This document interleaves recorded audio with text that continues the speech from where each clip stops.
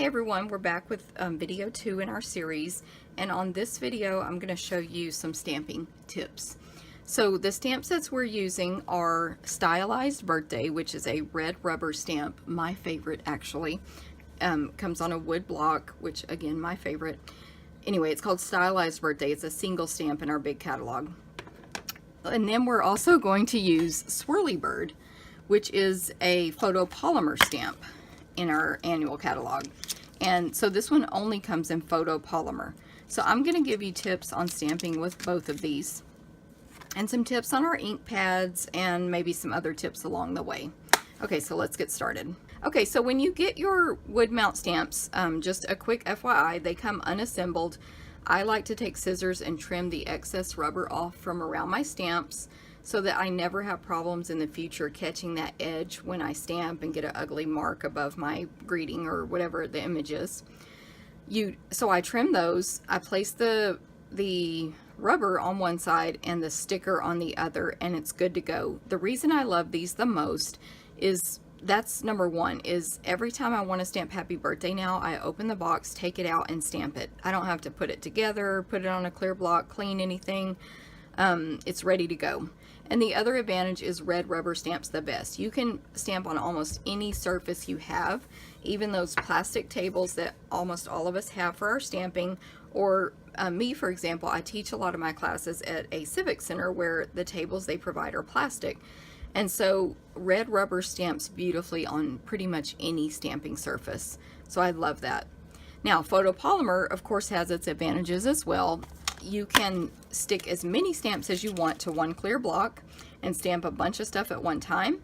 You can curve some of these images, so like an image like this where the basically it's a long skinny line. You can actually form that into different shapes. That's another advantage. You can see totally through it, of course, so you can see exactly where you're placing your image, which is a huge advantage. There's a stamp in this set that makes a kite, or two stamps. If you stamp those two together in two different colors, whatever you choose, you can make a kite, and that's just one thing you can make with that. So there's huge advantages to photopolymer. However, they don't stamp well on all surfaces. Now, my video is shot here on basically a kitchen counter. It's great for photopolymer. But when you go to those plastic tables or anything that's uneven or bumpy, maybe it's soft like a card table, all of those are bad surfaces for photopolymer, but we have an easy solution for that. You just take a Stampin' Up! Foam mat.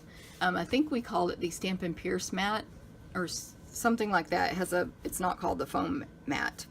Anyway, whatever Stampin' Up! Has made this out of is perfect for stamping photopolymer on.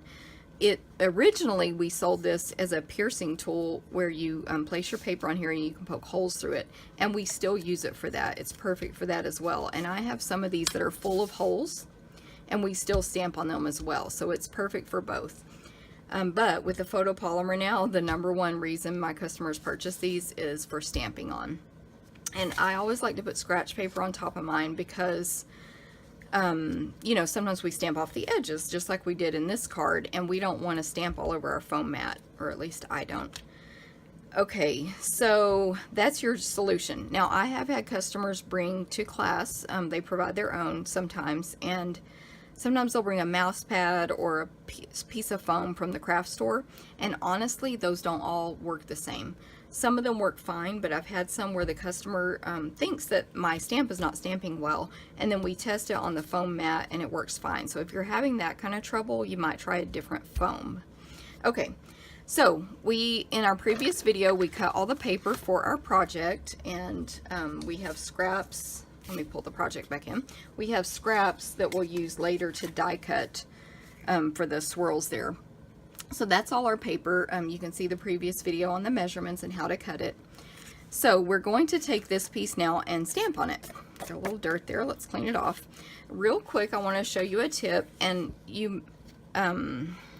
sometimes people think this step is not necessary, but I love to do it every time I stamp with photopolymer. And that is to mount my stamps. I place the stamp face down on some scratch paper, or if it's very clean, my cardstock, whatever. And then I take my clear block and place that straight down on the stamp. So there's a few reasons to do this. Sometimes you'll want to position maybe a greeting straight on your project and then place the clear block on top so that stamping is much easier for you. The ones that are curves and swirls, if you don't want them to lose their shape, place them down flat on the scratch paper first and place it down.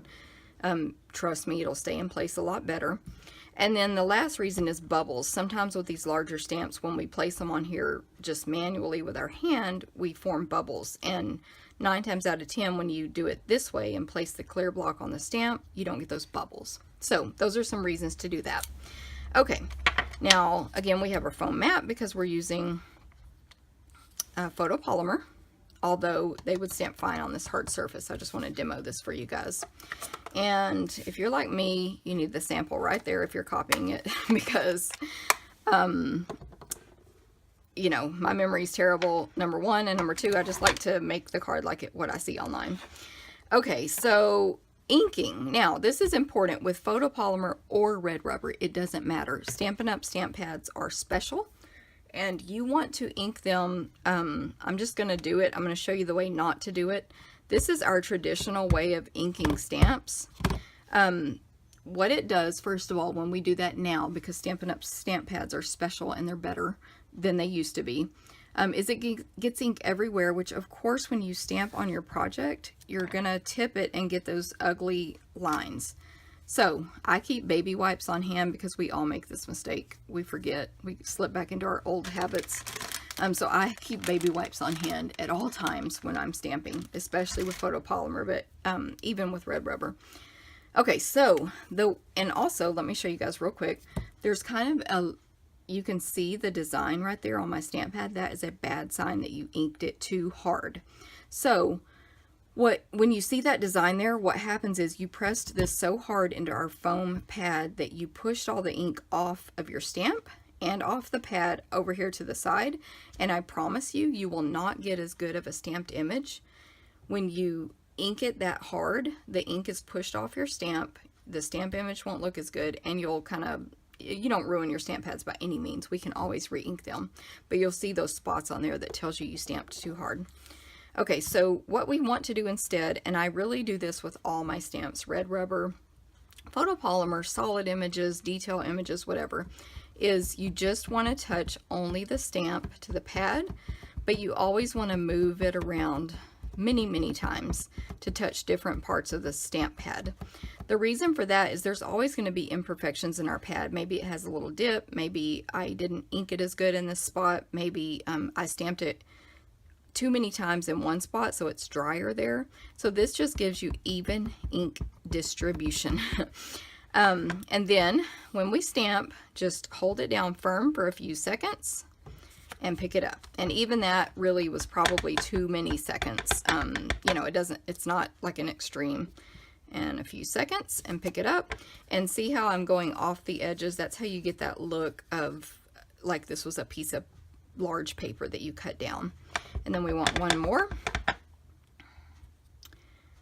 Also, with photopolymer, you can actually see the ink transfer to your paper. So if you see a really dark spot, don't pick it up. You need to press harder. I don't see one right now, but if I did, a really dark spot means the ink has not transferred to your paper. It's still stuck on the stamp.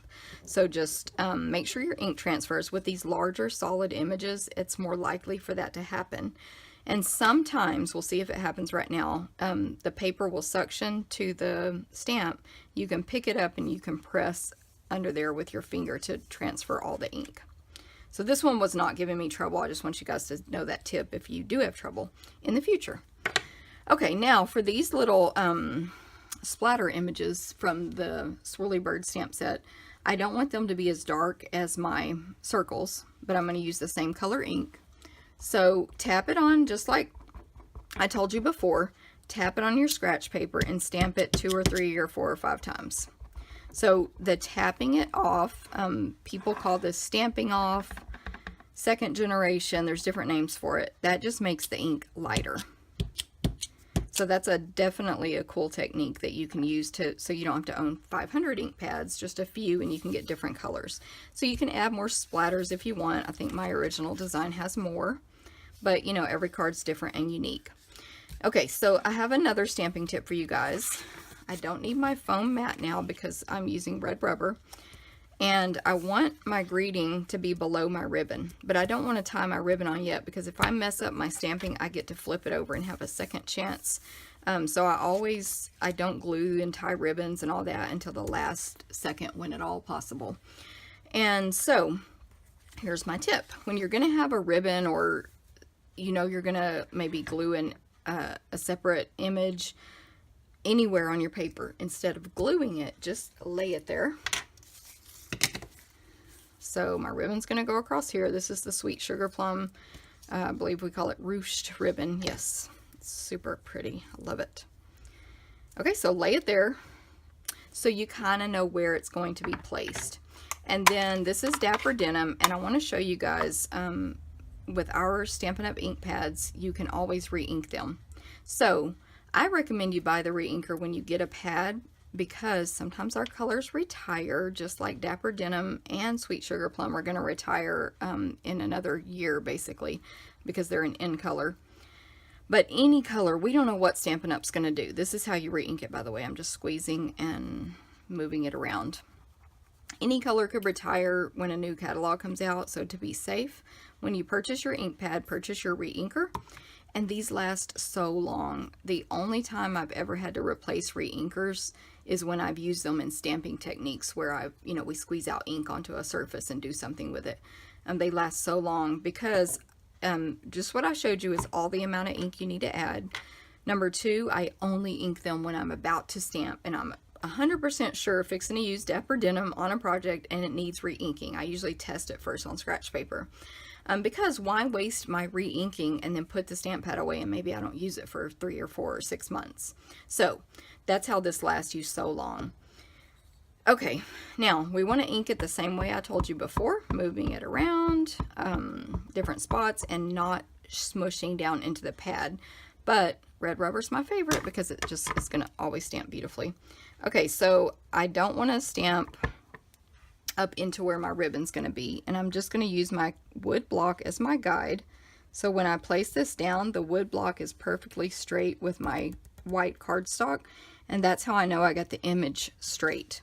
If your image, you do all that and it's crooked, that means it's mounted crooked, and you need to go stick this in the microwave for 10 seconds. That will release this adhesive back here where you can pull it up and straighten it out. Do it all the time.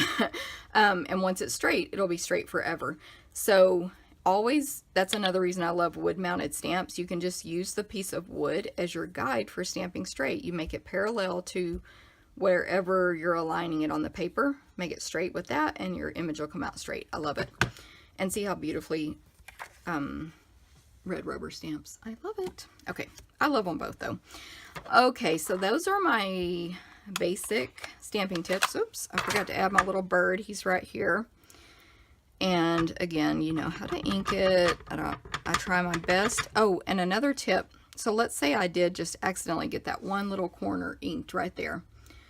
Just grab your baby wipe before you stamp. So baby wipes, love them. I want Stampin' Up! To sell baby wipes. Okay, so there we go. Now we're ready to add this ribbon. So I have a tip for you guys, and this is my one product that I'm going to show you that I don't sell. Stampin' Up! Doesn't carry these tweezers, but I love them.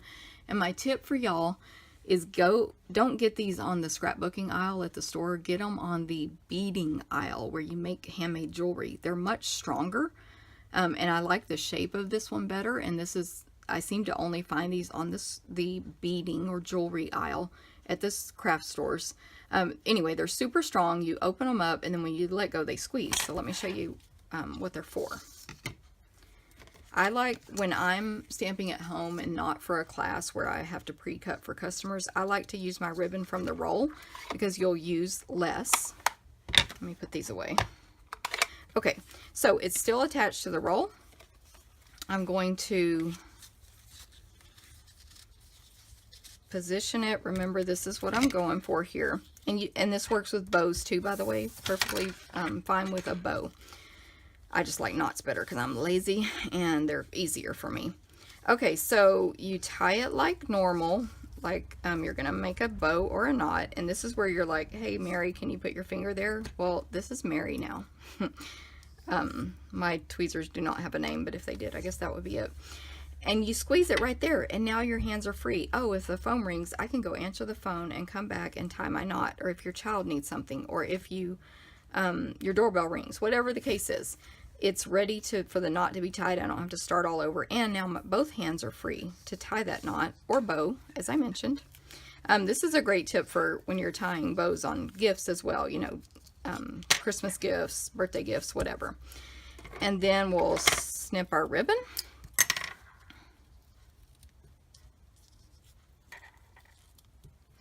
And that's it. Okay.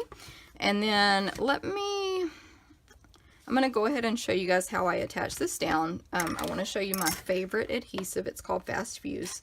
I do still love snail adhesive, and for certain things, snail adhesive is what you need.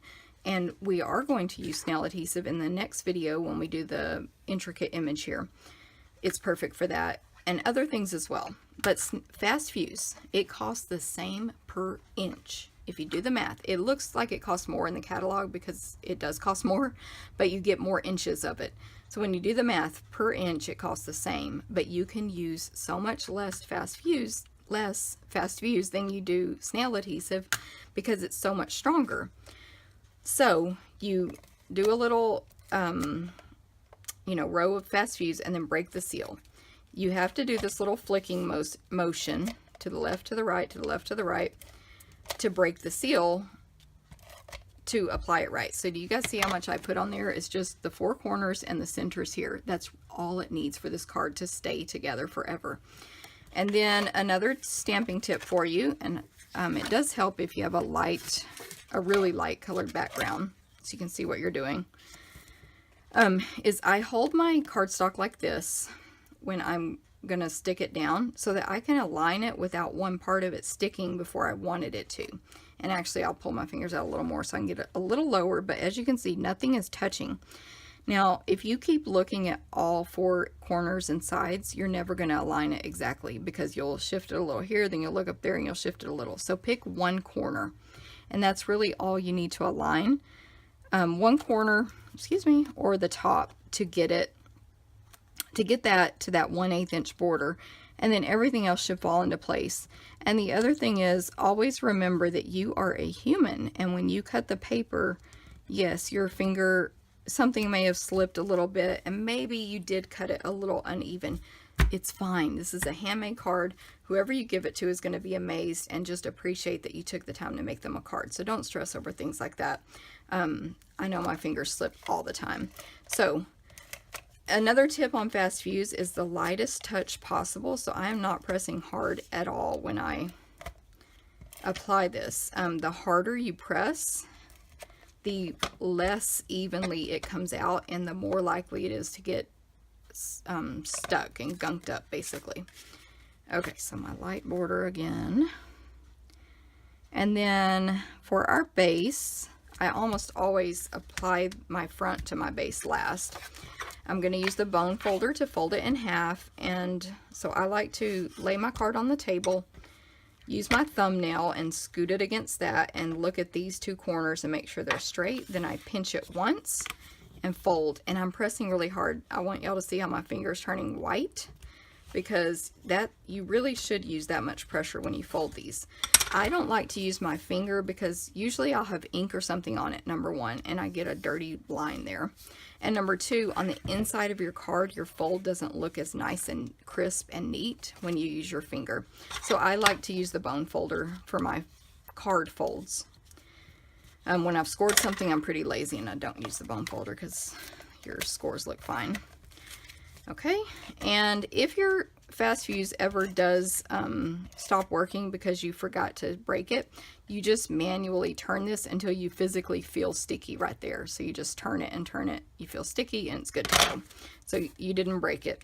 And it does have a learning curve. I went through my phase where I hated Fast Fuse and I said I would never use it again, and then I went back to loving it. So okay, so in our next video we're going to do the intricate die cutting and rhinestones. So I'll see you soon.